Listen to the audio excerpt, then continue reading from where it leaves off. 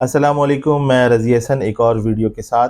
Actually मैं out of station था, कुछ वीडियोस वगैरह मैं नहीं अपलोड कर पा रहा था। अब मैं आया हूँ और जैसे मौका मिला है तो मैंने सोचा कि आपसे शेयर कर लूँ, और इस वजह से भी कि मेरे क्लाइंट्स को और मेरे उन लोगों को जो मुझसे मशवरे करते हैं उनको नोटिस आ रहे हैं सेक्शन 147 के एडवांस टैक्सेस के। देखिए, मैं एडवांस टैक्स को थोड़ा सा वाजे कर दूँ कि जो हमारा ऑर्डिनेंस है उसका पार्ट 5 जो है, advance tax and reduction of tax at source जो है, वो डील करता है। डिवीजन 1 इसको गवर्न करता है, सेक्शन 147 को। मेरी कोशिश होगी कि मैं आसान तरीन अल्फाज में एक्सप्लेन करूं, और कोशिश ये है कि एक तो सबसे अहम बात ये कि आपका कॉन्सेप्ट क्लियर हो जाए कि हर क्वार्टर पे ये नोटिस आते हैं। यानी कि हर सितंबर के जो था क्वार्टर, फर्स्ट क्वार्टर जो था उसको 15 सितंबर तक जमा करना था एडवांस टैक्स, तो सितंबर फर्स्ट से शुरू हो गए नोटिस, थोड़ा उससे पहले से ही हो गए।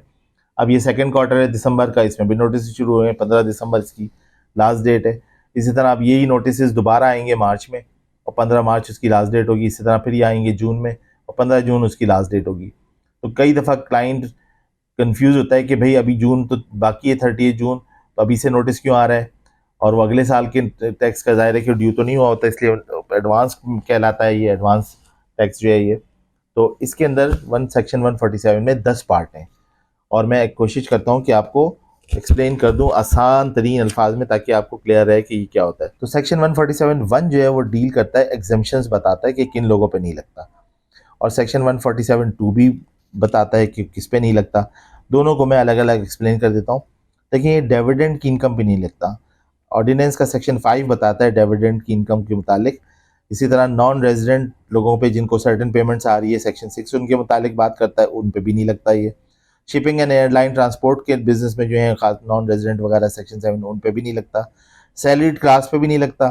इसी तरह जो लोग एक्सपोर्ट इंपोर्ट कर रहे हैं डिवीजन 2 डिवीजन 3 के 153 के अंदर, और इस पे उन पे भी नहीं लगता। चैप्टर 12 के अंदर जहाँ ट्रांजिशनल एडवांस टैक्सेस की बात आती है, जैसे 236 वगैरह के प्रोविजंस जो हैं, 236C है, 236K है, 236Y है वगैरह, उन पर भी ये एडवांस टैक्स का नोटिस जो है अप्लाई नहीं होता। इसी तरह सेक्शन 147(2) के अंदर डिफाइन है कि और किसको एग्जेम्पशन है, वो और जो मजीद एग्जेम्पशन है वो उनके लिए जिनका पिछले साल टैक्स 1 मिलियन से कम जमा हुआ। तो जिनका टैक्स पिछले साल 1 मिलियन से कम जमा हुआ, सेक्शन 147 उनके ऊपर भी अप्लाई नहीं होता। लेकिन जिनका अगर 1 मिलियन या इससे ज़्यादा जमा हुआ, तो वो अपना पिछला जो टैक्स उन्होंने भरा था उसको तकरीबन आसान अल्फाज में 4 से डिवाइड करके हर क्वार्टर में भरते रहेंगे। गवर्नमेंट को पैसे मिलते रहेंगे अपना शो रन करने के लिए, अपनी गवर्नमेंट के डे टू डे एक्सपेंसेस को रन चलाने के लिए, और टैक्स पेयर को उन्होंने ये कहा है कि आपका बर्डन कम हो जाएगा। यानी कि आप 30 जून को अगर टैक्स आपने भरना है 1 करोड़, तो वो डिवाइड हो जाएगा, तो आप 25-25 लाख भर चुके होंगे, तो आपको एकदम बर्डन नहीं आएगा। इस पॉइंट ऑफ व्यू से ये सेक्शन जो है ये बनाया गया।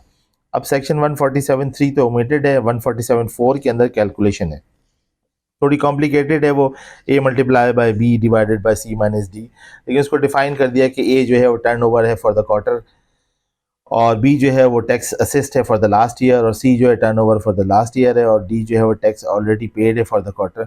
इससे इसको कैलकुलेट करके एडवांस टैक्स कैलकुलेट किया जाता है।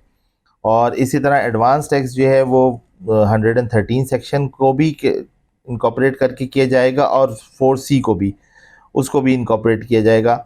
फिर 147(4)(a) के अंदर एस्टिमेट है हायर टैक्स जिनकी लाइबिलिटीज़ है, तो उसके अंदर ये कि estimated tax payable for the year before the second quarter जो होगा वो कैलकुलेट किया जाएगा, सबमिट किया जाएगा एस्टिमेट कमिश्नर को, पे की जाएगा 50% of the estimated amount by the second quarter, और फिर जो बाकी 50% होगा वो रिमेनिंग जो है वो 2 इक्वल इंस्टॉलमेंट में करके थर्ड और फोर्थ क्वार्टर में जमा किया जाएगा, ताकि जिन लोगों ने ज़्यादा टैक्स देना है वो ज़्यादा जल्दी से जल्दी पैसे दे दें, और गवर्नमेंट का जो ऑब्जेक्टिव है कि वो अपने टारगेट्स को अचीव कर सके थ्रू एडवांस टैक्सेस, तो वो पूरा हो सके।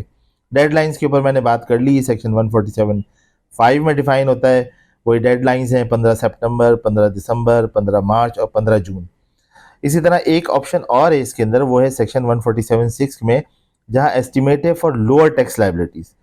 वहाँ पर ये जो सेक्शन है वो प्रोविजन उसमें जो हमें अवेलेबल्स हैं वो ये हैं कि अगर आदमी किसी का less than the advance tax required है, तो फिर वो क्या करेगा, वो कमिश्नर को सबमिट करेगा कि before the last instalment is due, वो क्या सबमिट करेगा, turn over for the complete remaining year quarter का, reason and documentary proof for any decline in turnover, और कैलकुलेट करेगा एक्सपेक्टेड टैक्सेबल इनकम को।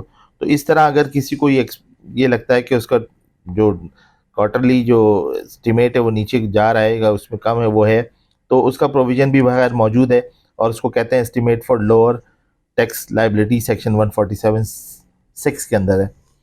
147 सब सेक्शन 7 जो है इनका, उसमें है इन्फोर्समेंट ऑफ एडवांस टैक्स, कि इनके पास पावर जो है ये इन्फोर्स करा सकते हैं, वो उससे रिलेटेड है।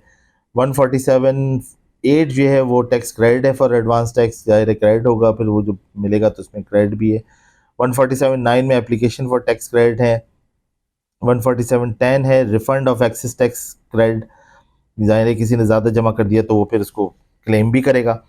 एडिशनल प्रोविजंस जो हैं वो सेक्शन 147(6)(a) के हैं कि if a company or associate has no last assist income or turnover, advance tax must be paid based on the quarterly turnover, or tax is calculated after adjusting for liabilities under section 113। Minimum tax जो है उसकी बात हो रही है। इसी तरह foreign exchange proceeds जो होंगी 147(6)(c) के अंदर जो आ रही हैं, उसमें सर्टन टैक्स पेयर्स जो है वो इंक्लूडिंग एक्सपोर्टर मस्ट डिडक्ट और collect 1% advance tax on foreign exchange proceeds. अब ये जो आपको पता है नया लॉ लगा है जो एक्सपोर्टर्स हैं उनके लिए, कि वो जो 147 का उनको इस दफ़ा लगाया है, तो 147 सबसेक्शन 6(c) के अंदर है वो, कि वो 1% advance tax foreign exchange proceed जो है उसका कलेक्ट करेंगे।